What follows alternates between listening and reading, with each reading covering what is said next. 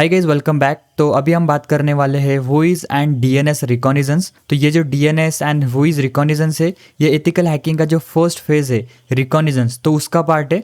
हमने अभी तक कई सारे टॉपिक्स देखे जिसके अंदर कि हम सिर्फ रिकॉग्निजेंस ही कर रहे हैं, मीन्स इन्फॉर्मेशन ही कलेक्ट कर रहे हैं। टारगेट से रिलेटेड जितनी भी इन्फॉर्मेशन हमें मिल रही है तो वो हम कलेक्ट कर रहे हैं।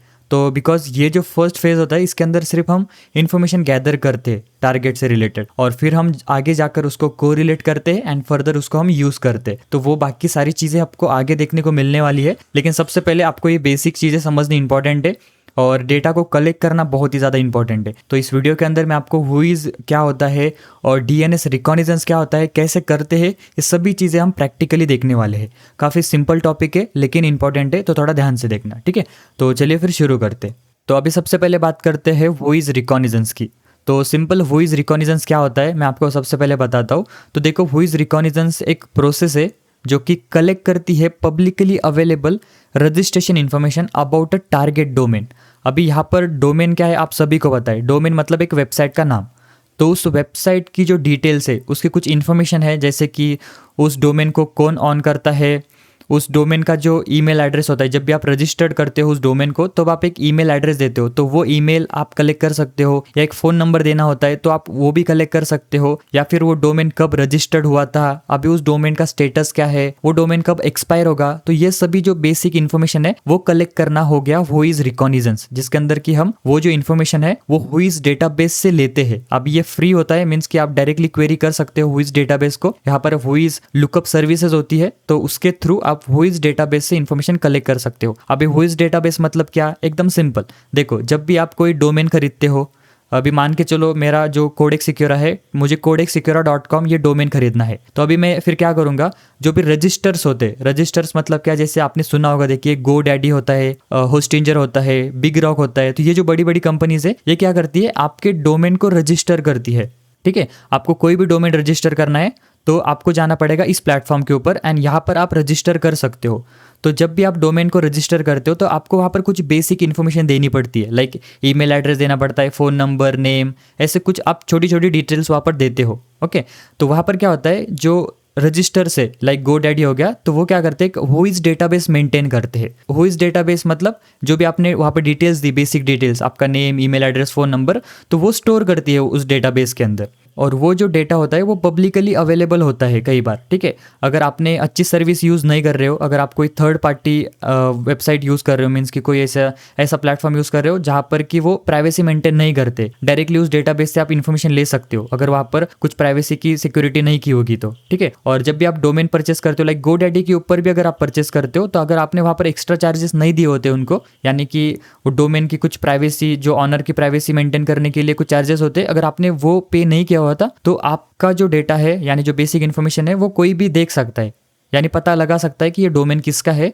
इसका ईमेल एड्रेस क्या है, इसका फ़ोन नंबर जो रजिस्ट्रेशन के टाइम पे दिया था वो क्या है, वो सब पता चल जाता है। अगर आपने वहाँ पर जो डोमेन के ऑनर की प्राइवेसी के लिए जो फीस होती है, अगर वो नहीं दी तो इजीली वहाँ पर मिल जाता है। तो कई बार लोग पैसे बचाने के लिए मीन्स की कर देते हैं, अगर ऐसे थर्ड पार्टी कुछ प्लेटफॉर्म्स होते हैं वहाँ से डोमेन को रजिस्टर करते हैं, या फिर जो एक्स्ट्रा चार्जेस होते हैं वो नहीं देते, तो उनका जो डेटाबेस के अंदर जो इन्फॉर्मेशन होती है बेसिक, वो ईजिली मिल जाती है। अभी आप सोचोगे कि यार वो जो इन्फॉर्मेशन हम ले रहे हैं तो उससे फ़ायदा क्या होता है, तो इससे फ़ायदा यही है कि आपको उसका मतलब डोमेन का जो ऑनर है वो पता चलेगा, और उसका ईमेल एड्रेस पता चलेगा, उसका फ़ोन नंबर पता चलेगा, और उसके बाद वो डोमेन कब रजिस्टर हुआ था वो पता चलेगा, कब एक्सपायर होगा, तो वो सभी चीज़ें आपको पता चलती है। एंड फिर हम आगे जाकर अलग अलग एथिकल हैकिंग के फेजेज है, वहाँ पर हम उसे यूज़ करते हैं बेसिकली। तो मैंने आपको स्टार्टिंग में ही बताया था, रिकॉग्निजेंस एक ऐसा फेज है जिसके अंदर कि हम सिर्फ इन्फॉर्मेशन कलेक्ट करते हैं और फिर बाद में जाकर उसको को रिलेट करते हैं, और फिर अलग अलग टेक्निक्स का यूज़ किया जाता है, फिर वो हम आगे देखेंगे गाइस। अब इस फिलहाल के लिए जस्ट हम वॉइस रिकॉग्निजेंस देख रहे हैं। तो अभी मैंने आपको सिंपल बता दिया कि वॉइस रिकॉग्निजेंस क्या है, एक प्रोसेस है collecting publicly available registration information about a target using voice protocol. Okay, तो अभी मैं आपको इसको प्रैक्टिकली बताऊंगा कि क्या होता है, कैसे होता है। तो सबसे पहले चलते हैं अभी ब्राउज़र के ऊपर। तो यहाँ पर देखो, अभी मैं एक google.com सर्च करता हूँ। ठीक है, तो अभी आप सभी को पता है कि ये जो क्या है google.com, ये एक डोमेन है, राइट। जैसे कि अभी मैं मेरा खुद का सर्च करता हूँ,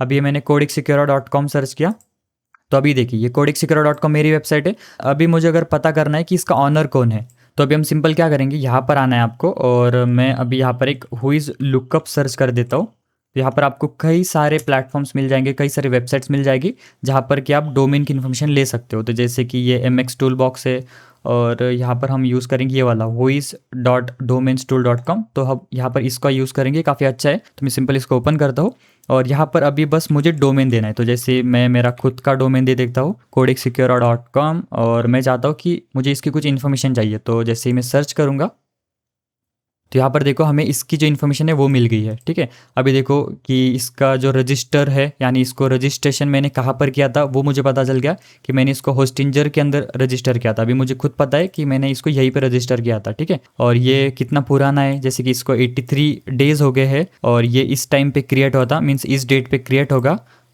हुआ था। और ये देखिए एक्सपायर, यानी इस डेट पे ये एक्सपायर होगा। अभी ये काफ़ी इंपॉर्टेंट चीज़ें होती है, जो कब क्रिएट हुआ, कब एक्सपायर होगा, और ये जो चीज़ें लाइक क्रिएट कब हुआ था, एक्सपायर कब होगा, तो ये काफ़ी इंपॉर्टेंट होता है। मान के चलो अगर जैसे एक्सपायर का, तो अगर मैंने इस डेट पे लाइक 2027 के अंदर ये 4th मंथ और 28 डेट को अगर मैंने इसको रिन्यू नहीं किया, मैंने अगर इस डोमेन को वापस से परचेज नहीं किया, तो अगर इसको किसी और ने खरीद लिया, जैसे ये एक्सपायर होता है, और अगर किसी और ने खरीद लिया, तो फिर मुझे अगर उससे वो वापस लेना है तो फिर मुझे एक्स्ट्रा चार्जेस उसको पे करने पड़ेंगे। और फिर वो कितना रुपए भी बोल सकता है कि अगर मैंने इसकी अगर अच्छी खासी ब्रांडिंग की हुई है मेरे codecsecura.com डोमेन की, तो फिर मैं उसको पैसे दूंगा, मतलब कि अगर मुझे वापस चाहिए तो इसी ये जो इन्फॉर्मेशन रहती है ऐसे हेल्पफुल होती है। सो यहाँ पर देखिए अब ये अपडेटेड है, यहाँ पर ये डेट आपको अलग मिल जाएगी, और यहाँ पर आपको पता चलता है कि नेम सर्वर्स कौन से यूज़ हो रहे हैं। तो यहाँ पर देखिए ये अलग अलग नेम सर्वर्स है, और यहाँ पर देखिए इसका IP एड्रेस। अभी ये जो IP एड्रेस है ये एग्जैक्ट मेरे डोमेन से एसोसिएट नहीं है, मीन्स कि यहाँ पर अभी मैं शेयर्ड होस्टिंग का यूज़ कर रहा हूँ। सिंपल शेयर्ड होस्टिंग मतलब क्या होता है कि एक ही सर्वर होता है, एक फिजिकल सर्वर होता है, उसके अंदर मल्टीपल वेबसाइट्स होस्टेड होती है, और उन सभी वेबसाइट्स को एक सेम IP एड्रेस होता है, मीन्स उस सर्वर का एक सेम IP एड्रेस होगा। यानी अभी आपके माइंड में एक सवाल आ रहा होगा कि अगर सेम IP एड्रेस है हर वेबसाइट का, तो फिर आप डायरेक्टली अगर कैसे उसको एक्सेस करते हो, मीन्स कि IP एड्रेस तो अलग होता है ना, तो फिर आप कैसे वेबसाइट को एक्सेस करते हो। तो इसके पीछे सिंपल एक टेक्निक होती है, और जिसको हम हेडर कहते हैं, HTTP हेडर, जिसके अंदर क्या होता है कि जब भी आपकी रिक्वेस्ट जाती है, जैसे आप ब्राउजर के ऊपर सर्च करते हो ना कोई भी वेबसाइट, तो जब भी आपकी रिक्वेस्ट जाती है तो उसके साथ IP एड्रेस और एक हेडर जाता है जिसके अंदर की होस्ट होता है। जैसे होस्ट मीन्स की codecsecura.com, ये क्या हो गया, एक होस्ट नेम हो गया, तो उस हेडर के अंदर होस्ट नेम होता है। तो उसके थ्रू हमें पता चलता है कि उस सर्वर के अंदर कौन सी वेबसाइट को एक्सेस करना है, तो वो हमें उस होस्ट हेडर से पता चलता है, यानी उस HTTP हेडर से पता चलता है। तो वो सभी चीज़ें हम आगे देखेंगे उसको थोड़ा डिटेल में। अभी फिलहाल के लिए मैं आपको ये हुईज लुकअप और ये क्या होता है सभी चीज़ें बता रहा हूँ, ठीक है। और यहाँ पर अलग अलग इन्फॉर्मेशन है, लाइक कि डोमेन का स्टेटस, और यहाँ पर नीचे जो है ना ऑनरशिप डिटेल्स होती है। अभी मैंने यहाँ पर प्राइवेसी के लिए जो है एक्स्ट्रा पे किया है, तो इसीलिए यहाँ पर मेरी इन्फॉर्मेशन यहाँ पर नहीं मिलेगी, ठीक है। यहाँ पर देखिए रजिस्टर्ड डोमेन की ID वगैरह है, और ये अपडेटेड क्रिएटेड डेट तो सेम ही है, और यहाँ पर ज़्यादा कुछ इन्फॉर्मेशन है नहीं फिलहाल, क्योंकि यहाँ पर मैंने जो एक्स्ट्रा पे किया है, तो इसीलिए यहाँ पर मेरी इन्फॉर्मेशन शो नहीं होगी, ठीक है। अभी ये जो ईमेल एड्रेस है ये अभी होस्टिंजर का ही है, तो इसका तो कोई यूज़ नहीं होगा, और ये फ़ोन नंबर भी उन्हीं का है, ठीक है। यहाँ पर अभी मेरी डिटेल्स कुछ भी नहीं है। लेकिन अगर ऐसे कुछ डोमेन्स होते हैं जहाँ पर कि ऑनर की इन्फॉर्मेशन आपको मिलती है, लाइक कि अगर हम कुछ और सर्च करके देखते हैं, यहाँ पर मैं बैक आता हूँ और कोई और सर्च करते हैं, जैसे कि tesla.com सर्च करते हैं, और इसकी कुछ इन्फॉर्मेशन हमें मिलती है क्या वो देखेंगे, ठीक है। तो यहाँ पर देखो हमें ये सभी चीज़ें मिल रही है इसकी भी, कि ये क्रिएट कब हुआ था, रजिस्ट्रेशन, एक्सपायरेशन डेट वगैरह यहाँ पर मिल रही है। और यहाँ पर देखिए ये रजिस्टर्ड ऑर्गेनाइजेशन है, DNS टीनेशन कुछ INC कर कर, तो यहाँ पर इन्होंने रजिस्टर्ड किया है इसको। और ये इसका पोस्टल कोड, कंट्री, और ये फ़ोन नंबर, अब ये रजिस्ट्रेंट का फ़ोन नंबर है, और ये है, और ये भी कुछ ईमेल एड्रेस हमारे कुछ काम के नहीं है यहाँ पर। और रजिस्ट्री एडमिन ID वगैरह यहाँ पर तो कुछ हमें नहीं मिल रहा है, बिकॉज यहाँ पर भी इन्होंने उसको प्रोटेक्ट किया हुआ है, तो यहाँ पर ज़्यादा इन्फॉर्मेशन हमें नहीं मिल रही। लेकिन ऐसे कुछ डोमेन्स होते हैं जो कि ऐसे थर्ड पार्टी सर्विसेज यूज़ करते हैं, तो अगर वो ऐसे कुछ यूज़ कर रहे तो आपको वहाँ पर उनकी इन्फॉर्मेशन मिल जाती है। अलग अलग जो डोमेन्स होते हैं ना, जो भी आपका टारगेट है, तो अगर उसने अच्छी खासी प्राइवेसी मेंटेन नहीं की हुई है तो आपको ईजिली उसकी इन्फॉर्मेशन यहाँ पर मिल जाएगी, ठीक है। तो अभी हम बैक आते हैं और ये तो हो गया, हम इसको वेबसाइट के थ्रू भी चेक कर सकते हैं, लाइक कि आप सिंपल ये वेबसाइट पे आओ और यहाँ पर डोमेन डालो और देख लो। लेकिन अगर आप चाहते हो टर्मिनल के थ्रू देखना, यानी काली लिनक्स के अंदर भी हम इसको देख सकते हैं। काली लिनक्स के अंदर हुईज एक टूल है जो कि इनबिल्ट है, तो उसके थ्रू भी हम देख सकते हैं। तो अभी मैं आपको वो एक बार बता देता हूँ। तो यहाँ पर मैं टर्मिनल ओपन करता हूँ और यहाँ पर एक इनबिल्ट टूल है हुईज नाम से। सो सिंपल जैसे आप हुईज सर्च करते हो और जो भी आपको डोमेन की इन्फॉर्मेशन चाहिए, जैसे कि मैं कोडेक्स सिक्योरा यहाँ पर देता हूँ मेरा खुद का डोमेन और एंटर करता हूँ। तो यहाँ पर देखिए ये टूल भी आपको इन्फॉर्मेशन दे देगा, लाइक देखो कि डोमेन का नेम, उसका रजिस्ट्रेशन डेट वगैरह डिटेल सभी चीज़ आपको यहाँ पर मिल जाएगी। सेम जैसे हमें वेबसाइट पे मिल रही थी, सेम हम यहाँ पर टर्मिनल के अंदर भी ले सकते हैं। ठीक है। तो बेसिकली काफ़ी सिंपल चीज़ है, लाइक इसके अंदर हमें थोड़ी बहुत ही इन्फॉर्मेशन मिलती है, लेकिन वो काफ़ी इंपॉर्टेंट होती है। अगर आपको ऑनर की ईमेल एड्रेस वगैरह मिल गया तो फिर आप आगे की कुछ टेक्निक्स यूज़ करके फिर उसको यूज़ कर सकते हो। ठीक है, वो हम आप आगे बात करेंगे। तो अभी फ़िलहाल के लिए बस यही था कि आपको कैसे हुईज़ रिकॉग्निजेंस से आप इन्फॉर्मेशन कलेक्ट करते हो। तो बस हुईज़ मतलब यही होता है। तो अभी चलते फिर आगे बढ़ते हैं। सो नाउ हुईज़ रिकॉग्निजेंस के अंदर एक और इम्पॉर्टेंट कंसेप्ट है जो कि है रिवर्स हुईज़। अभी ये काफ़ी पावरफुल टेक्निक है जो कि काफ़ी सारे लोग स्किप कर देते हैं, लेकिन ये काफ़ी इंपॉर्टेंट है। तो इसके अंदर क्या होता है, जैसे सिंपल आपने हुईज़ रिकॉग्निजेंस किया और आपको जो है डोमेन के बारे में इंफॉर्मेशन मिल गई, यानी जो ऑनर की है, जो डोमेन का ऑनर है, उसकी इन्फॉर्मेशन आपको मिल गई। तो यहाँ पर जो इन्फॉर्मेशन आपको मिली है, आप उसके थ्रू रिवर्स हुईज़ कर सकते हो। रिवर्स हुईज़ मतलब क्या, कि जैसे आपको ईमेल मिल गया तो आप उस ईमेल के थ्रू पता कर सकते हो कि उस ईमेल पे और कितने सारे जो भी डोमेन है वो रजिस्टर्ड है, यानी सेम ईमेल कहाँ कहाँ पर यूज़ हुआ है वो आप पता कर सकते हो रिवर्स हुईज़ से। अभी ये कैसे करना है, तो चलिए इसको प्रैक्टिकली देखते हैं।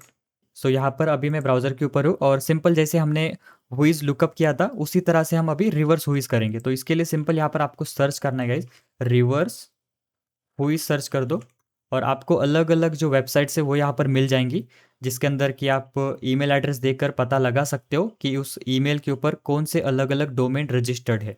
तो अभी यहाँ पर हम कोई एक यूज़ करेंगे, जैसे ये वाला जो है ये काफ़ी अच्छा है, तो मैं इसको ओपन करता हूँ और यहाँ पर सिंपल देखिए यहाँ पर आपको सेलेक्ट करना है। अगर आपको ऑनर का नेम पता चल गया तो आप ऑनर के नेम के थ्रू भी सर्च कर सकते हो, कंपनी नेम के थ्रू, ईमेल एड्रेस के थ्रू। तो यहाँ पर जैसे ईमेल एड्रेस मैं क्लिक करता हूँ और अगर मेरे पास ईमेल एड्रेस है तो यहाँ पर मैं सिंपल देकर पता लगा सकता हूँ कि इस ईमेल के ऊपर कौन कौन से अलग अलग डोमेन यहाँ पर रजिस्टर्ड है।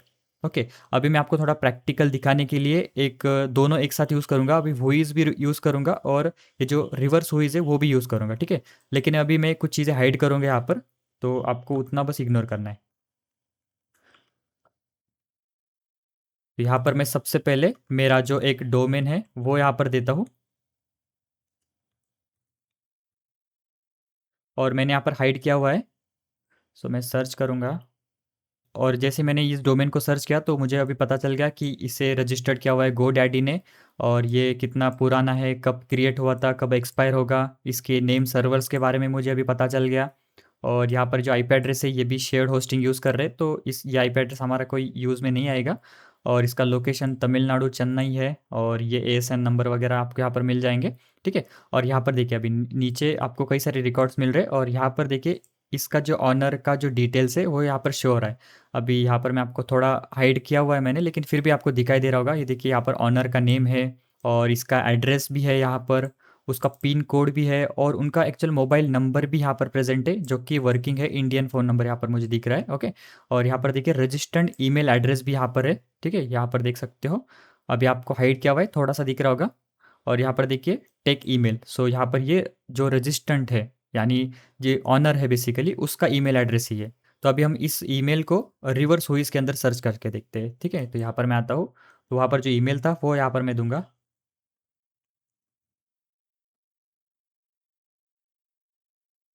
और गो करता हूँ। तो यहाँ पर देखो मुझे इस ईमेल के ऊपर एक डोमेन और रजिस्टर्ड है वो मुझे पता चल गया, देखिए वन डोमेन नेम।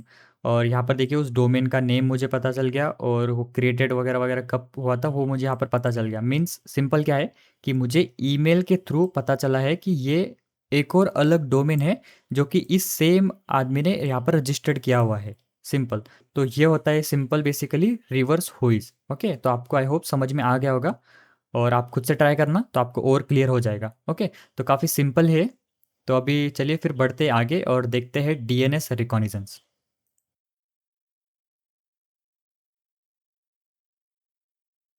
तो अभी बात करते हैं डीएनएस रिकॉग्निजेंस की।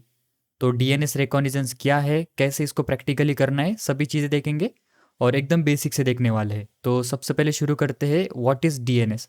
तो डीएनएस क्या होता है वो सबसे पहले देखेंगे एंड फिर हम डीएनएस रिकॉग्निजेंस कैसे करना है वो देखेंगे। ओके, तो देखिए डीएनएस मतलब domain name system. It is a distributed naming service that converts domain names into a IP addresses, allowing user to access websites using easy to remember names instead of numeric IP addresses. And DNS supports both forward and reverse lookup and operate primarily on UDP port 53. मैं आपको इसको एकदम easy way में बताता हूँ, analogy के साथ बताता हूँ, देन आपको ये क्लियर हो जाएगा। अभी मान के चलो आपने अपने फ़ोन के अंदर एक कॉन्टैक्ट सेव किया है अपने फ्रेंड का नाम, ठीक है। तो आपको जब उसको कॉल करना होता है तो आप उसका डायरेक्टली नंबर डायल नहीं करते हो, आप उसके नेम को सर्च करते हो एंड देन आप जब उस नेम पे टैप करते हो तो आपका जो नंबर है उस फ्रेंड का नंबर वो डायल हो जाता है। क्योंकि यहाँ पर देखिए अभी आपके फ्रेंड्स बहुत सारे हो गए, फैमिली मेम्बर सभी के पास फ़ोन है, सभी के अलग अलग नंबर्स होंगे, तो आप हर एक नंबर याद नहीं रख सकते हो, राइट। तो इसीलिए क्या करते हो आप उस नंबर को सेव कर लेते हो उसके नाम के साथ एंड जब भी आपको उसको कॉल करना रहता है तो फिर आप वो नेम टाइप करते हो एंड देन फिर आपका कॉल उस नंबर पे लग जाता है। तो उसी तरह से डीएनएस भी सेम करता है। यहाँ पर हम एक ह्यूमन रीडेबल नेम यूज़ करते, लाइक जैसे कि google.com हो गया, facebook.com हो गया। तो जब भी आपको google.com को एक्सेस करना है तो आपको आईपी एड्रेस चाहिए होता है। मीन्स जो हमारा ब्राउज़र होता है वो google.com क्या है वो उसे समझ में नहीं आता है, उसे आईपी एड्रेस की ज़रूरत होती है। तो हम यहाँ पर google.com जैसे ही सर्च करते तो आपकी रिक्वेस्ट डीएनएस सर्वर पे जाती है एंड डीएनएस सर्वर आपको एक आईपी एड्रेस देता है, मीन्स आपके ब्राउज़र को, एंड देन जो ब्राउज़र है उस आईपी एड्रेस के थ्रू उस google.com के सर्वर को एक्सेस करता है। सो बीच में जो आईपी देने का काम कौन कर रहा है वो दे रहा है डीएनएस सर्वर। तो आपको डीएनएस सर्वर का मतलब समझ में आ गया और हम इसको आगे देखेंगे देन और क्लियर होगा, ठीक है। तो यहाँ पर देखो हमने हमारे पार्ट 1 के अंदर भी एक एग्जांपल यूज़ किया था, तो इससे आपको और क्लियर हो जाएगा। तो यहाँ पर देखिए अभी मुझे इस फ़ोन के ऊपर youtube.com को ओपन करना है। तो अभी मैं क्या करूँगा, यहाँ पर youtube.com सर्च करूँगा इस फ़ोन के ऊपर और मेरी रिक्वेस्ट जाएगी आईएसपी के पास और आईएसपी देखेगा कि youtube.com का आईपी एड्रेस क्या है। अगर इसके पास ये आईपी एड्रेस होगा तो वो रिटर्न हमें कर देगा, मीन्स ब्राउज़र को वो आईपी एड्रेस दे देगा एंड ब्राउज़र फिर डायरेक्टली यूट्यूब के सर्वर को कनेक्ट करेगा। और इन केस अगर आईएसपी के पास वो आईपी एड्रेस नहीं होता है, youtube.com का आईपी एड्रेस नहीं होता है, तो ये रिक्वेस्ट जाती है एक डीएनएस सर्वर के पास। अभी अलग अलग डीएनएस सर्वर से, जैसे क्लाउडफ्लेयर का डीएनएस सर्वर, गूगल का डीएनएस सर्वर, और कंपनी जो होती है उनके खुद के कुछ डीएनएस सर्वर्स होते हैं। अभी यहाँ पर ये हम नॉर्मली यूज़ करते। तो देखिए अभी आईएसपी की रिक्वेस्ट जाएगी क्लाउडफ्लेयर के डीएनएस सर्वर के पास और यहाँ पर ये चेक करेगा कि youtube.com का आईपी एड्रेस क्या है, और जैसे ही उसको मिल गया तो ये है अभी youtube.com का आईपी एड्रेस। तो ये आईपी एड्रेस हमारे ब्राउज़र को मिल जाएगा एंड देन फिर ब्राउज़र उस आईपी एड्रेस के थ्रू डायरेक्टली youtube.com का सर्वर को जो है तो एक्सेस कर सकता है। तो यहाँ पर ये जो है मैं जस्ट आपको एक ओवरव्यू बता रहा हूँ, बहुत सारी डिटेल में प्रोसेस होती है। ये जस्ट मैंने आपको ऊपर से बताया कि कैसे एक डोमेन नेम आईपी एड्रेस के अंदर कन्वर्ट होकर आता है एंड देन फिर हम डायरेक्टली कैसे उस डोमेन नेम के सर्वर से कनेक्ट करते, मीन्स उस आईपी एड्रेस से कनेक्ट करते। तो यहाँ पर अभी आपको इतना क्लियर तो हो गया होगा कि तुम्हें आईपी एड्रेस याद रखने की ज़रूरत नहीं पड़ती है। डीएनएस क्या करता है, आपको आईपी एड्रेस प्रोवाइड करता है। आप जब भी डोमेन नेम सर्च करते हो तो आपको आईपी एड्रेस मिल जाता है। तो अभी सोचो कि एक एथिकल हैकर जो है उसके लिए डीएनएस इतना इंपॉर्टेंट क्यों है। क्योंकि डीएनएस जो है वो डीएनएस रिकॉर्ड्स मेंटेन करता है।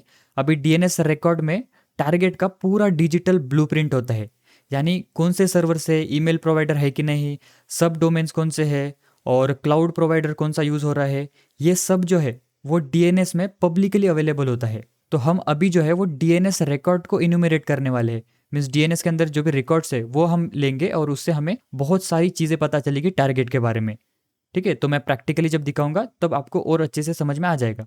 और यहाँ पर सबसे बेस्ट पार्ट यह है कि ये जो है पूरा पैसिव रिकॉन है, मतलब आप टारगेट को बिल्कुल भी टच नहीं करते हो। मतलब टारगेट का जो सर्वर है उस पर आपकी कुछ भी पैकेट नहीं जाती है। सभी चीज़ें जो मिलेगी आपको, जो डीएनएस रिकॉर्ड्स मिलेगा वो पब्लिकली अवेलेबल होता है। और उसको कैसे निकालना है वो तो हम देखेंगे, लेकिन पब्लिकली अवेलेबल होता है तो आप डायरेक्टली उसको ले सकते हो। आपको मतलब एक्टिव रिकॉन करने की ज़रूरत नहीं पड़ती है, पैसिवली हो जाता है, ठीक है। तो चलिए फिर आगे बढ़ते हैं। तो अभी आगे बढ़ते हैं और यहाँ पर थोड़ा डिटेल में देखेंगे कि एक्चुअल में हमें आईपी एड्रेस कैसे मिलता है, क्या सारी प्रोसेस होती है। तो यहाँ पर आपको डिटेल में समझ में आ जाएगा अभी। तो डीएनएस रेजोल्यूशन हम देखने वाले। तो सबसे पहले स्टेप के अंदर क्या होते हैं कि आप जैसे ही google.com एक रिक्वेस्ट करते हो, आपको google.com जो वेबसाइट है वो विजिट करनी है, ठीक है। तो आपने अपने ब्राउजर के ऊपर एक रिक्वेस्ट की google.com, मीन्स आपने सिंपल सर्च किया, तो आपकी रिक्वेस्ट आपके ऑपरेटिंग सिस्टम पे जाएगी। मीन्स ऑपरेटिंग सिस्टम क्या करेगा, उसका जो लोकल कैशे है वो चेक करेगा और वहाँ पर देखेगा कि google.com का आईपी एड्रेस क्या है। अगर वहाँ पर सेव होता है तो उसको वो मिल जाएगा एंड देन फिर डायरेक्टली आपकी रिक्वेस्ट google.com के सर्वर से कनेक्ट हो जाएगी। लेकिन यहाँ पर अगर आपके ऑपरेटिंग सिस्टम्स के लोकल कैशे में वो आईपी एड्रेस नहीं है, मतलब आपने कभी google.com को एक्सेस नहीं किया है, आपके जो लोकल कैशे है उसके अंदर google.com का आईपी एड्रेस सेव नहीं है, फिर तीसरे स्टेप के अंदर यहाँ पर रिकर्सिव डीएनएस रिजॉल्वर क्वेरी जाती है आईएसपी के सर्वर के पास। फिर ये जो रिजॉल्वर है एक चेन को फॉलो करता है। सबसे पहले वो रूट डीएनएस सर्वर पे जाएगा, फिर यहाँ से वो टीएलडी डीएनएस सर्वर पे जाएगा .com के लिए, जो होते हैं ना जो टीएलडी डोमेन्स होते हैं .edu .com, तो ऐसे जो होते हैं वो टीएलडी सर्वर्स होते हैं, टीएलडी डोमेन होते हैं बेसिकली। तो इसके लिए वो जाता है टीएलडी डीएनएस सर्वर के पास और फिर आपकी फाइनल रिक्वेस्ट जाती है ऑथोरेटिव डीएनएस सर्वर के पास। मीन्स ये जो डीएनएस सर्वर होता है इसके अंदर एक्चुअल में आपका जो डीएनएस रिकॉर्ड्स होता है डोमेन के बारे में, मतलब वो जो सब कुछ है वो इस ऑथोरेटिव डीएनएस सर्वर के अंदर होता है। तो ये जो ऑथोरेटिव डीएनएस सर्वर है वो आपको एग्जैक्टली गूगल का आईपी एड्रेस दे देता है। तो फिर ये जो आईपी एड्रेस है वो डायरेक्टली आपके ब्राउजर को मिल जाएगा एंड देन फिर आपका ब्राउजर डायरेक्टली कनेक्ट कर सकता है google.com के सर्वर को। तो फिर इस तरह से बेसिकली एक डीएनएस रिजोल्यूशन प्रोसेस होती है सिंपल। और यहाँ पर हर एक स्टेप के अंदर हमें बहुत सारी इन्फॉर्मेशन मिलती है। ऑथोरेटिव डीएनएस सर्वर कौन सा है, टीएलडी लेवल पर क्या हो रहा है, ये सब रिकॉन में यूजफुल होता है। तो हम धीरे धीरे आगे जाकर इसको देखेंगे, तब आपको और अच्छे से समझ में आता जाएगा। ओके, तो आपको ये अभी प्रोसेस समझ में आ गई कि डीएनएस रिजोल्यूशन प्रोसेस कैसे होती है, आपकी रिक्वेस्ट कैसे जाती है, कैसे कैसे आपको आईपी एड्रेस मिलता है। ओके, तो चलिए फिर अभी आगे देखते हैं। तो अभी आपको डीएनएस समझ में आ गया। तो डीएनएस रिकॉग्निजेंस क्या है, सिंपल फिर मतलब कि जो डीएनएस रिकॉर्ड्स है उसको इन्यूमरेट करते उसे देखते हैं, तो वो होता है हमारा डीएनएस रिकॉग्निजेंस। तो यहाँ पर देखिए DNS reconnaissance is the process of collecting publicly available DNS information about a target domain to understand it infrastructure, services and network configuration. It helps identify DNS records, name servers, mail servers, subdomains, and other assets that are useful during an authorized security assessment. तो अभी हम DNS records को देखेंगे, कैसे DNS records को enumerate करना है, अलग अलग कौन से नेम सर्वर्स वहाँ पर यूज़ हो रहे हैं, मेल सर्वर्स कौन से यूज़ हो रहे हैं, वो सभी हमें पता चलेंगे। और उसी के साथ हमें सब डोमेन्स भी मिलते हैं, लेकिन हम सब डोमेन इन्यूमरेट के लिए स्पेसिफिकली अगले वाले पार्ट के अंदर बात करेंगे, जिसके अंदर कि हम एग्जैक्टली सब डोमेन्स कैसे इन्यूमरेट करना है प्रॉपरली तरीके से, तो वो देखेंगे। लेकिन अभी फिलहाल के लिए हमें डीएनएस रिकॉर्ड्स, नेम सर्वर्स और मेल सर्वर्स के बारे में कैसे पता करना है वो हम इस डीएनएस रिकॉग्निजेंस के अंदर देखने वाली, इस पार्ट के अंदर बेसिकली। ठीक है, तो अभी आपको समझ में आ गया डीएनएस रिकॉग्निजेंस मतलब कि डीएनएस रिकॉर्ड्स को कलेक्ट करना, name servers, mail servers, subdomains and other assets को कलेक्ट करना और उसे इन्यूमरेट करना, सिंपल वो होता है डीएनएस रिकॉग्निजेंस। तो हम अभी देखेंगे डीएनएस रिकॉर्ड्स को, लेकिन यहाँ पर देखो डीएनएस रिकॉग्निजेंस के दो टाइप होते हैं, एक पैसिव रिकॉग्निजेंस और एक एक्टिव रिकॉग्निजेंस। तो पैसिव के अंदर आपको पता है कि हम डायरेक्टली सिस्टम्स के साथ इंटरेक्ट नहीं करते हैं, हम जो भी पब्लिकली अवेलेबल डेटा होता है उसी से हमें इन्फॉर्मेशन मिलती है। और एक्टिव के अंदर हम डायरेक्टली सिस्टम्स को क्वेरीज करते हैं, टारगेट्स के ऊपर हमारे लॉग जाते हैं, रिक्वेस्ट जाती है, तो वो होता है एक्टिव रिकॉग्निजेंस। ठीक है, तो यहाँ पर हम दोनों देखने वाले हैं, पैसिव रिकॉन भी और एक्टिव रिकॉन भी। हम जोन ट्रांसफर एक वल्नरेबिलिटी है उसको भी देखने वाले हैं, तो वहाँ पर बेसिकली वो एक्टिव रिकॉग्निजेंस के अंदर आती है, तो वो सभी चीज़ें देखेंगे। तो चलिए अभी देखते हैं डीएनएस रिकॉर्ड्स। तो ये कॉमन डीएनएस रिकॉर्ड्स है और ये काफ़ी इंपॉर्टेंट है। तो ये अगर आपको समझ में आ गया तो आपको डीएनएस रिकॉग्निजेंस एकदम समझ में आ जाएगा, बिकॉज यही डीएनएस रिकॉग्निजेंस का फाउंडेशन है। ओके, तो मैं आपको एक एक जो रिकॉर्ड है वो अच्छे से बता देता हूँ। तो सबसे पहले हम बात करेंगे ए रिकॉर्ड की। तो अभी ए रिकॉर्ड मतलब क्या होता है, ए का मतलब यहाँ पर समझो आप एड्रेस। अभी यहाँ पर ये हमें IPv4 एड्रेस प्रोवाइड करता है। ए रिकॉर्ड्स के अंदर IP एड्रेस जो होता है, IPv4 एड्रेस वो होता है। जैसे कि यहाँ पर स्टोर होगा कि फॉर एग्जांपल एक डोमेन है जैसे example.com, तो उसका IP एड्रेस क्या है, तो ये हमें ए रिकॉर्ड बताता है। ठीक है, यहाँ पर देखिए maps a domain to a IPv4 address. और यहाँ पर कई बार क्या होता है, जो टारगेट्स होता है हमें उसके मल्टीपल ए रिकॉर्ड्स मिलते हैं। सो इसका मतलब होता है कि जो टारगेट है, जो कंपनी है, वो लोड बैलेंसिंग का यूज़ कर रही है, यानी मल्टीपल सर्वर से जो कि रिक्वेस्ट को हैंडल कर रहे होते हैं। तो ये हमें उससे पता चल जाता है। और अलग अलग सर्वर्स के हमें IP एड्रेस मिलेंगे। ठीक है, और उसी के साथ हमें पता चलता है कि CDN यूज़ हो रहा है कि नहीं, लोड बैलेंसिंग यूज़ हो रहा है कि नहीं, वो हमें ए रिकॉर्ड से पता चलता है। अभी रिकॉन के लिए काफ़ी यूज़फुल है, बिकॉज ए रिकॉर्ड से हमें डायरेक्ट सर्वर का आईपी एड्रेस मिलता है। फिर हम उस आईपी को शोडान पर सर्च करके सर्वर की पूरी डिटेल्स यहाँ पर ले सकते हैं। लेकिन अभी क्या होता है, जो बड़ी बड़ी कंपनीज है वो सीडीएन वगैरह यूज़ करते, तो इससे हमें ओरिजिनल जो फिजिकल सर्वर है जहाँ पर कि एक्चुअल वेबसाइट वगैरह होस्ट है, तो उसका आईपी एड्रेस हमें नहीं मिलता है एकदम ईजिली। तो इसके लिए हमें कई सारी प्रोसेस करनी पड़ती है। लेकिन जो ज़्यादा सिक्योर मतलब ऐसे छोटी छोटी कंपनीज वगैरह है, तो वो वहाँ पर नहीं यूज़ करते, तो हमें डायरेक्टली उनके एग्जैक्ट सर्वर का आईपी एड्रेस यहाँ से मिल जाता है ए रिकॉर्ड से। ओके, तो अभी नेक्स्ट रिकॉर्ड जो है ये 4 टाइम ए, अभी ये क्या करता है, maps domain to an IPv6 address. जैसे ये जो ए रिकॉर्ड है ये मैप कर रहा था IPv4 एड्रेस से, तो उसी तरह से जो 4 टाइम ए है ये मैप करता है IPv6 एड्रेस से। तो मतलब कि हमें यहाँ पर IPv6 एड्रेस मिलता है इस रिकॉर्ड के थ्रू। तो ये काफ़ी इंटरेस्टिंग होता है। तो यहाँ पर क्या होता है, अक्सर जो कंपनीज होती है तो अपना जो IPv4 एड्रेस है वो सीडीएन के पीछे रखती है। मतलब डायरेक्टली हमें आईपी एड्रेस नहीं मिलता है, ओरिजिनल जो फिजिकल सर्वर है उसका आईपी एड्रेस नहीं मिलता है, हमें सीडीएन का आईपी एड्रेस मिलता है। लेकिन सेम डोमेन का जो ए रिकॉर्ड होता है, मीन्स ये 4 टाइम जो ए रिकॉर्ड है वो कभी कभी रियल सर्वर का डायरेक्ट IPv6 एक्सपोज कर देता है। यानी हमें एग्जैक्ट जो फिजिकल सर्वर है उसका आईपी एड्रेस मिल जाता है। सो यहाँ पर हम इसीलिए दोनों भी रिकॉर्ड्स को चेक करते हैं। तो अभी ये दोनों रिकॉर्ड्स कैसे निकालने वो हम आगे देखते हैं। ओके, तो चलिए अभी नेक्स्ट जो रिकॉर्ड है वो है MX रिकॉर्ड। अभी MX रिकॉर्ड्स का मतलब क्या होता है, ये specifies the domain mail server. अभी इसका फुल फॉर्म होता है मेल एक्सचेंज रिकॉर्ड। तो MX रिकॉर्ड भी काफ़ी वैल्यूएबल है, क्योंकि हमें MX रिकॉर्ड से ये पता चलेगा कि ईमेल प्रोवाइडर्स कौन सा यूज़ हो रहा है वहाँ पर। और MX रिकॉर्ड्स google.com अगर होता है तो इसका मतलब है कि वो गूगल वर्क स्पेस यूज़ कर रहे हैं। अगर वहाँ पर outlook.com होता है तो वो फिर माइक्रोसॉफ्ट 365 यूज़ कर रहे हैं। और अगर उनका कुछ खुद का मेल सर्वर है तो वो भी हमें उससे पता चल जाता है। एंड अगर हमें मेल सर्वर पता चल गया तो हम मेल सर्वर का आईपी एड्रेस ढूंढ सकते हैं, एंड देन फिर आगे की हम इन्फॉर्मेशन वहाँ से फाइंड कर सकते हैं। तो ऐसी चीज़ें हमें MX रिकॉर्ड से मिलती है। और MX रिकॉर्ड से हमें ईमेल सिक्योरिटी कॉन्फ़िगरेशन भी मिलता है, मीन्स कि जो SPF, DKIM, DMARC ये जो रिकॉर्ड्स होते हैं वो MX रिकॉर्ड से रिलेटेड होते हैं, तो ये भी हमें मिलते हैं। और ये जो ईमेल सिक्योरिटी कॉन्फ़िगरेशन से रिलेटेड है ना, SPF, DKIM, DMARC, तो अभी इसके बारे में मत सोचो, मैं आपको आगे इसके थोड़ा आगे जाने के बाद उसके बारे में एकदम डिटेल में बताने वाला हूँ, तो आपको और वहाँ पर वो क्लियर होगा। ठीक है, तो अभी आपको MX रिकॉर्ड पता चल गया। MX मतलब मेल एक्सचेंज रिकॉर्ड, जो कि हमें ईमेल सर्वर्स के बारे में बताता है।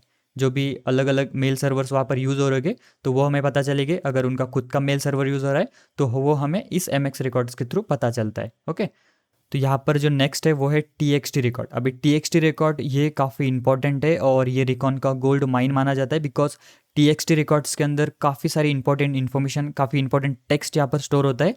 सो कंपनीज जो है वो TXT रिकॉर्ड्स को काफ़ी अलग अलग पर्पसेस के लिए यूज़ करती है। तो पहले तो यहाँ पर देखिए इसके अंदर SPF यानी जो सेंडर की जो पॉलिसी फ्रेमवर्क्स होते हैं तो ये होता है। और ये जो रिकॉर्ड है ये हमें बताता है कि डोमेन के ईमेल्स कौन से सर्वर से भेजे जा सकते हैं। जो SPF रिकॉर्ड से हमें पता चलता है कि जो ये जो डोमेन है वो कौन से ईमेल सर्वर से मेल सेंड कर सकता है, तो ये हमें इस SPF रिकॉर्ड से पता चलता है। अगर यहाँ पर ये कॉन्फ़िगर्ड नहीं है तो इसका गलत यूज़ भी किया जा सकता है। और SPF से हमें अगर पता चल गया कि कौन सा मेल सर्वर रिस्पॉन्सिबल है ईमेल सेंड करने के लिए, सो वो भी यहाँ पर काफ़ी इंपॉर्टेंट इन्फॉर्मेशन हमारे लिए होती है। और भी इसके अंदर DKIM एंड DMARC रिकॉर्ड्स होते हैं। सो ये काफ़ी इंपॉर्टेंट होते हैं। जैसे DMARC मतलब कि इसके अंदर क्या होता है, जो ईमेल सिक्योरिटी पॉलिसीज़ है वो हमें ये DMARC बताता है। अगर DMARC यहाँ पर मिसिंग है तो यानी यहाँ पर ये वीक है, इससे ईमेल स्पूपिंग अटैक पॉसिबल हो सकता है। तो ये कैसे होता है ये भी हम देखेंगे आगे, तो और आपको अच्छे से समझ में आ जाएगा। मैं आपको ये तीनों चीज़ें एकदम डिटेल में बताऊंगा, और कौन से अटैकर का माइंडसेट होता है इन चीज़ों को यूज़ करने का वो भी मैं आपको बता दूंगा। ओके, तो अभी नेक्स्ट जो है वो है NS रिकॉर्ड। तो NS रिकॉर्ड बताता है कि जो टारगेट डोमेन है उसका कौन सा सर्वर है जो कि रिस्पॉन्सिबल है DNS रिकॉर्ड्स को स्टोर करने के लिए। यहाँ पर हमें ऑथोरिटिव नेम सर्वर के बारे में पता चलता है। ऑथोरिटिव नेम सर्वर जैसे कि इसके अंदर एक्चुअल जो DNS रिकॉर्ड्स होते हैं वो स्टोर होते हैं, तो हमें ये NS रिकॉर्ड के थ्रू पता चलता है। तो NS रिकॉर्ड्स काफ़ी इंपॉर्टेंट है। NS रिकॉर्ड से हमें कई सारी चीज़ें पता चलेगी, और DNS प्रोवाइडर्स पता चलेगा, और अलग अलग जो CDN यूज़र है वो पता चलेंगे। एंड उससे हमें जो NS रिकॉर्ड है इससे हमें DNS जोन ट्रांसफ़र अटैक करने के लिए भी जो NS रिकॉर्ड है वो यूज़फुल होता है। अभी DNS जोन ट्रांसफ़र मतलब क्या, जो ऑथोरिटी DNS सर्वर है, मतलब यहाँ पर क्या होता है कि कई कई जो डोमेन्स होते हैं वो अलग अलग नेम सर्वर्स यूज़ करते हैं। मीन्स अलग अलग मतलब मल्टीपल नेम सर्वर्स यूज़ कर रहे होते हैं, कि अगर इन केस अगर कोई एक नेम सर्वर नहीं चल रहा है सो वो दूसरे नेम सर्वर से जो भी डेटा है DNS रिकॉर्ड से वो लेता है।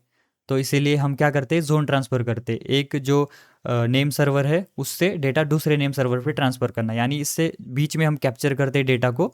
एंड इससे हमें पता चलता है कि ऑथोरिटी डीएनएस नेम सर्वर्स के अंदर कौन कौन सी ऐसी इन्फॉर्मेशन है। इसके अंदर बहुत सारी चीज़ें होती है, अलग अलग सब डोमेन्स और भी कौन कौन सी सर्विसेज होती है, तो वो हमें डीएनएस जोन ट्रांसफ़र के थ्रू पता चलती है। अभी अगर ये जो मिसकॉन्फ़िगर्ड रहा तो इससे हमें पता चलेगा। इफ़ अगर वो मिसकॉन्फ़िगर्ड नहीं है तो फिर हम ज़ोन ट्रांसफ़र नहीं कर सकते।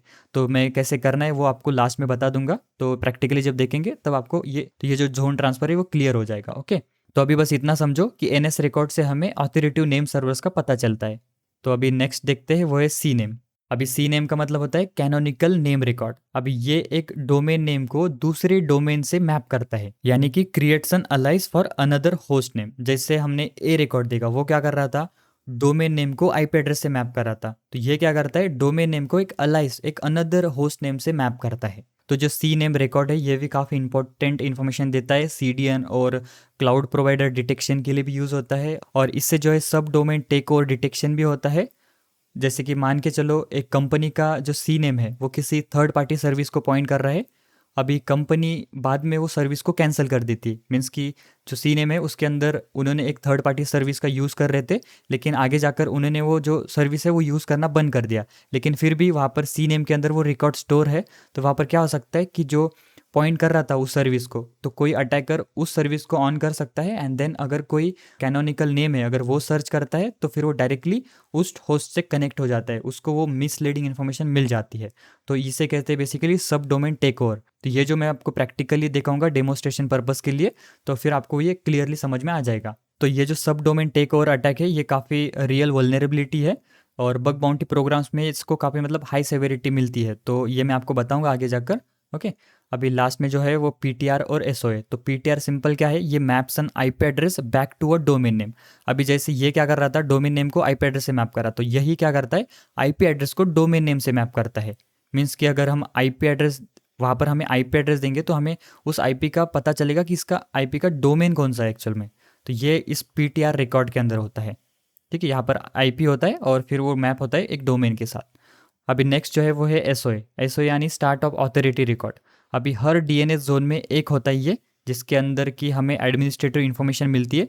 और डीएनएस जोन मैंने आपको बताया कि डीएनएस जोन के अंदर मीन्स एक डेटाबेस समझो, जिसके अंदर की जो डोमेन के रिकॉर्ड्स है वो स्टोर होते हैं। अलग अलग रिकॉर्ड जो है ना, ये सभी वो डीएनएस जोन के अंदर होते हैं। अलग अलग सब डोमेन सर्विसेज, वो सभी चीज़ें डीएनएस जोन के अंदर होती है। ठीक है, तो यहाँ पर ये क्या करता है, contain administrative information about the DNS zone. अभी ये जो रिकॉर्ड है हमें काफ़ी चीज़ें बताता है। तो इससे हमें प्राइमरी नेम सर्वर्स का पता चलेगा, एडमिन ईमेल एड्रेस भी हमें इससे पता चलता है। अभी डीएनएस में क्या होता है कि हम @ साइन की जगह डॉट यूज़ करते, मीन्स कि यहाँ पर हमें कुछ ऐसा मिलेगा जैसे कि admin.example.com।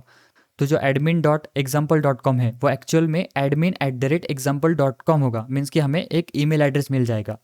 ठीक है, तो ये सभी जो इन्फॉर्मेशन होती है वो एसओए के अंदर होती है। और इसके अंदर सीरियल नंबर्स और वर्जन्स और डीएनएस जोन के कुछ डिटेल्स यहाँ पर होती है, और कुछ डेट्स होते हैं। तो वो मैं आपको प्रैक्टिकली जब दिखाऊंगा ना तब आपको थोड़ा समझ में आ जाएगा ये एसओए रिकॉर्ड क्या होता है। तो लेकिन अभी थेरोटिकली आप समझ लो कि इसके अंदर एडमिनिस्ट्रेटिव की इन्फॉर्मेशन होती है। ओके, सो हम इसको प्रैक्टिकली देखेंगे।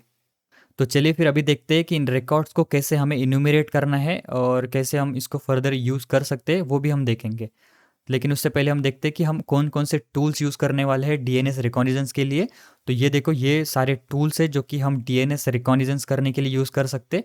देखिए, कमांड लाइन टूल्स है जो कि काली लिनक्स के अंदर इजीली मिल जाते हैं हमें, मतलब होते हैं प्री इंस्टॉल। जैसे कि ये dig dig ns lookup host whois। तो ये जो टूल्स हम यूज़ करेंगे। उसके बाद कुछ ऑनलाइन टूल्स है, कुछ वेबसाइट्स है जहाँ पर नेटक्राफ्ट, mx toolbox, cert.sh, security trails, तो ये सब हम भी यूज़ करके देखेंगे। और उसके बाद देखिए डीएनएस इन्यूमरेशन टूल्स, तो ये डीएनएस रिकॉन, डीएनएस इन्यूम और ये फायर्स, तो इनमें से ये भी हम यूज़ करेंगे। सभी टूल्स हम यूज़ करके मैं आपको दिखा दूंगा, तो आप कोई भी यूज़ कर सकते हो, सभी सिमिलर ही मिलता है। लेकिन कोई अगर नहीं चलता है तो इनके साथ दूसरा यूज़ कर सकते हो। तो सभी टूल्स मैं आपको यूज़ करके बताने वाला हूँ। तो चलिए फिर अभी चलते हैं टर्मिनल के ऊपर। तो अभी हम अलग अलग टूल्स का यूज़ करेंगे। तो यहाँ पर हम टर्मिनल के ऊपर आ चुके हैं, एंड देन अभी हम अलग अलग टूल्स का यूज़ करेंगे जो डीएनएस रिकॉर्ड से उसको इन्यूमरेट करने के लिए। तो आप कोई भी टूल यूज़ कर सकते हो।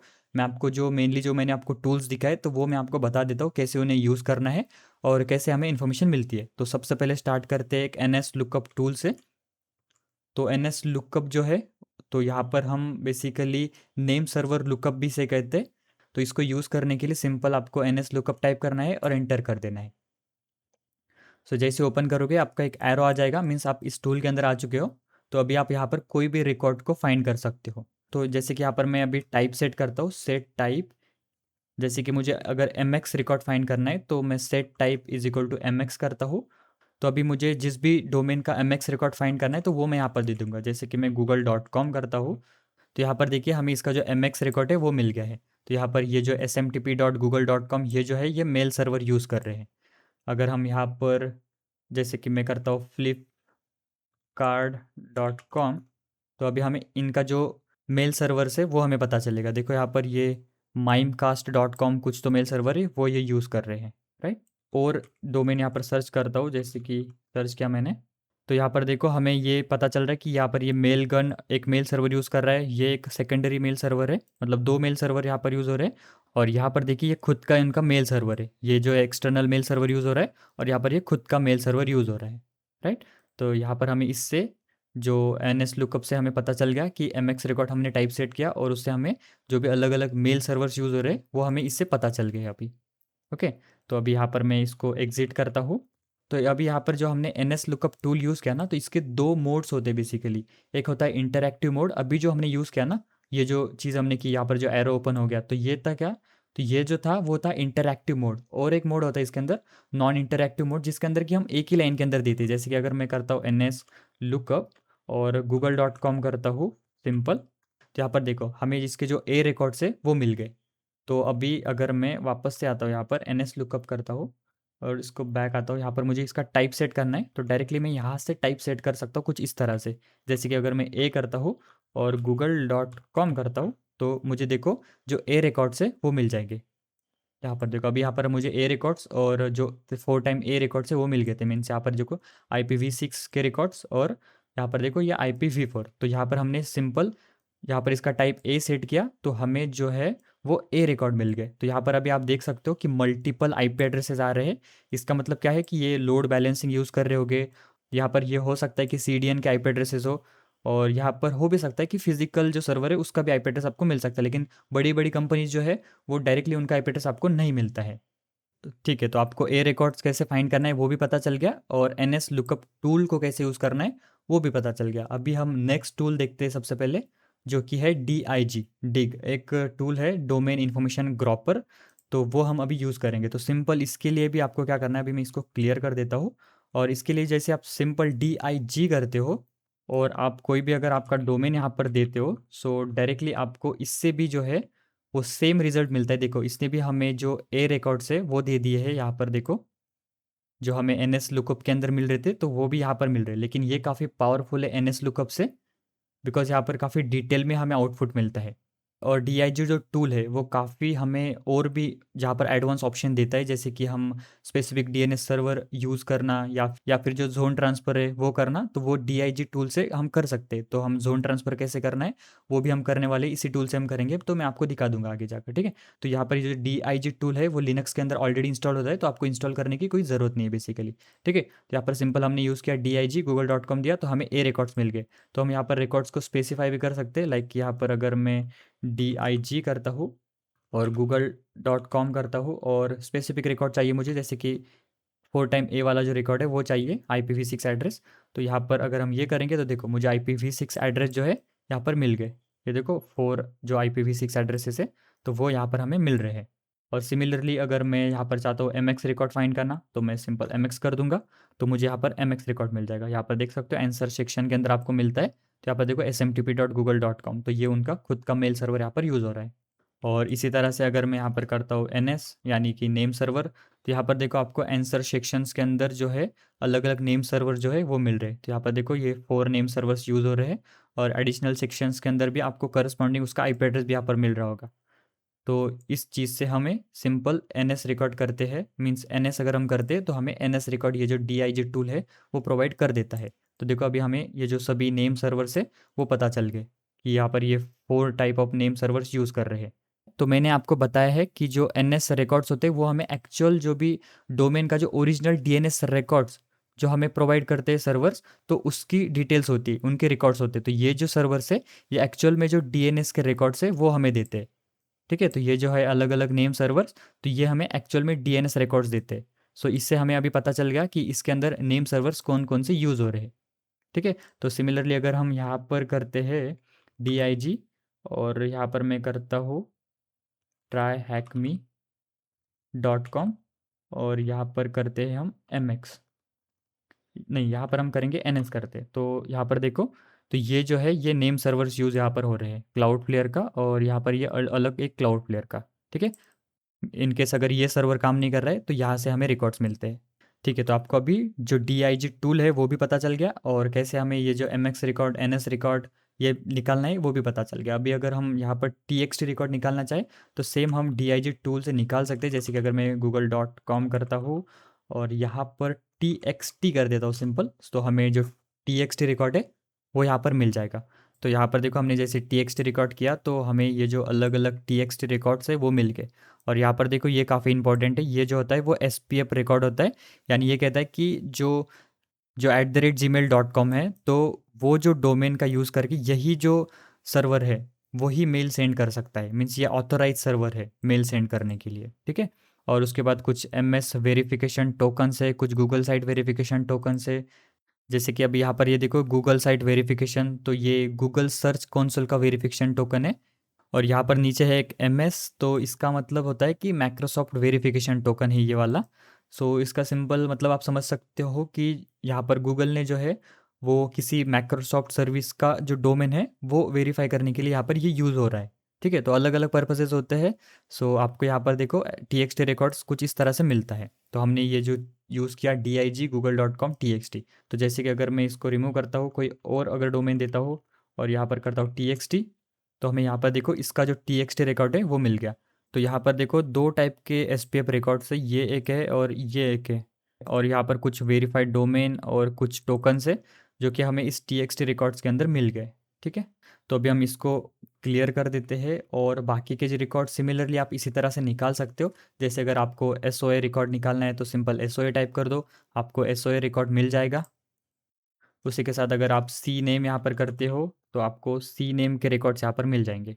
तो यहाँ पर हमने इसका जो सी नेम है वो फाइंड करने की कोशिश की, तो यहाँ पर हमें आंसर 0 आ रहा है। मीन्स कि इसका कोई सी नेम नहीं है। ऐसा नहीं होता है कि हर डोमेन का सी नेम हमें मिले ही मिले, कई ऐसे होते हैं जिसका सी नेम नहीं होता है। जैसे कि अगर हम कोई और ट्राई करते हैं, जैसे हम google.com करते हैं और यहाँ पर सी नेम करते हैं, तो यहाँ पर भी हमें आंसर 0 आ रहा है।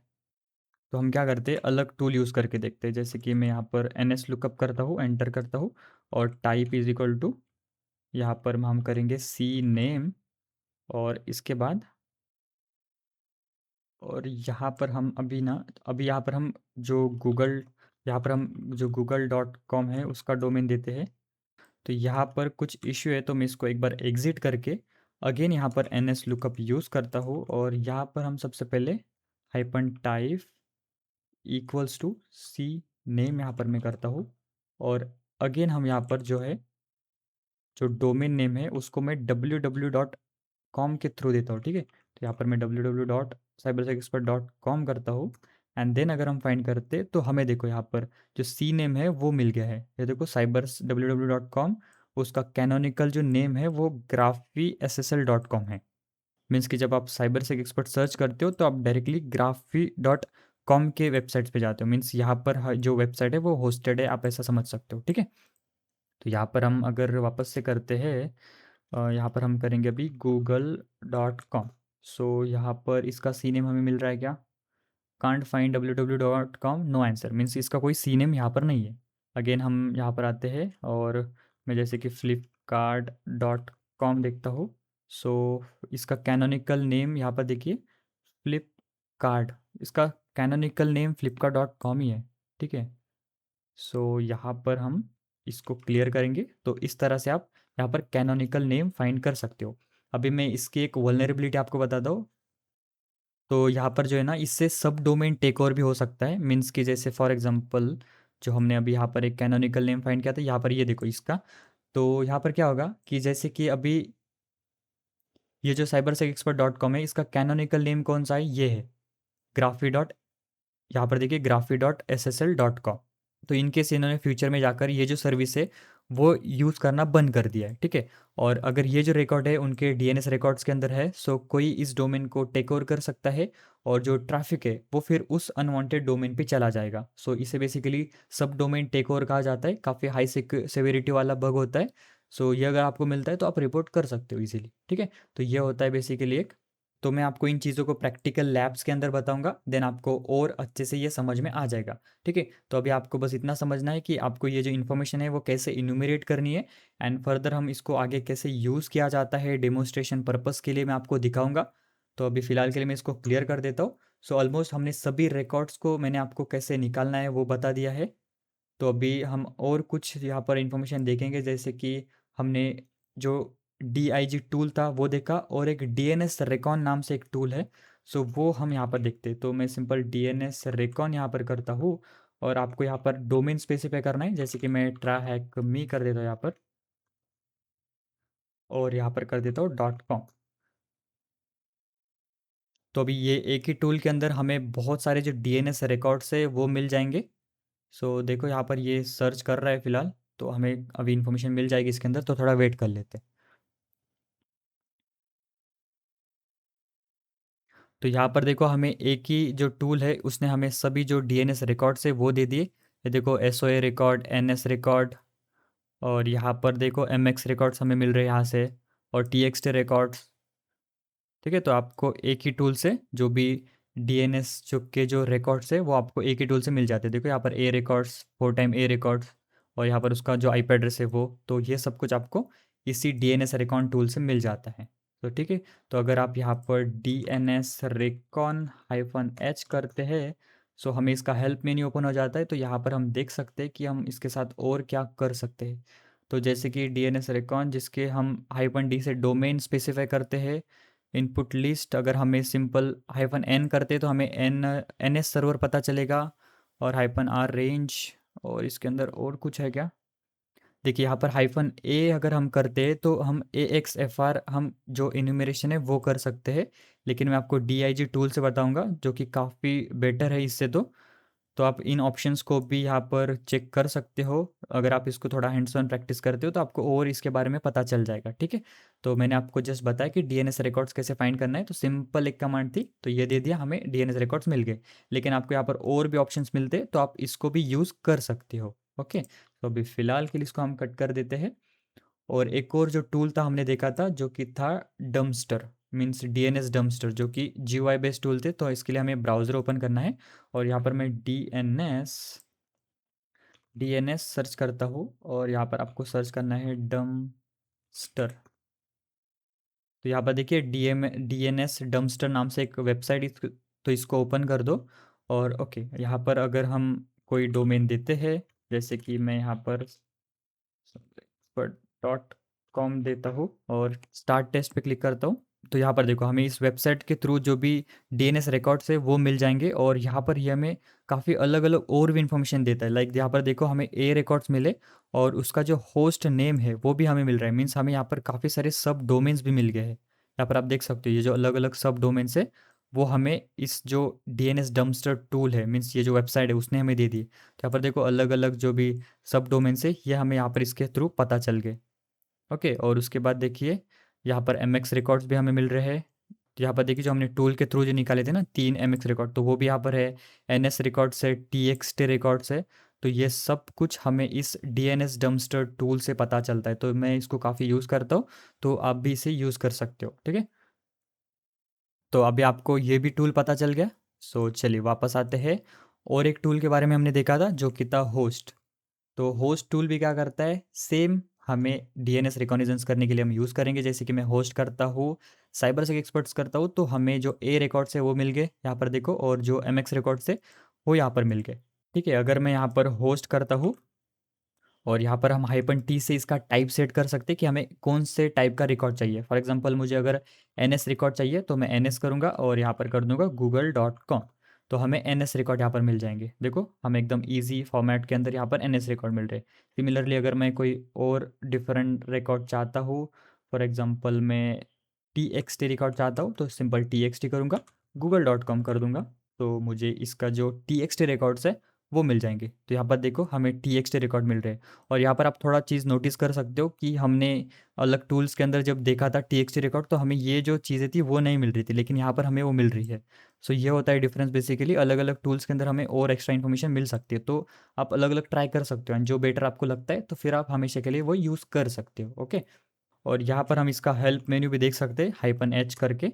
सो देखो यहाँ पर हमें इसका हेल्प मेन्यू मिल गया कि ये अलग अलग ऑप्शन है, तो ये हम यूज़ कर सकते हैं। फॉर एग्जांपल यहाँ पर देखिए अनेबल वर्बस आउटपुट, सो हम इसको यूज़ करके देखते हैं। सो यहाँ पर मैं होस्ट -V करता हूँ और यहाँ पर कोई डोमेन देंगे।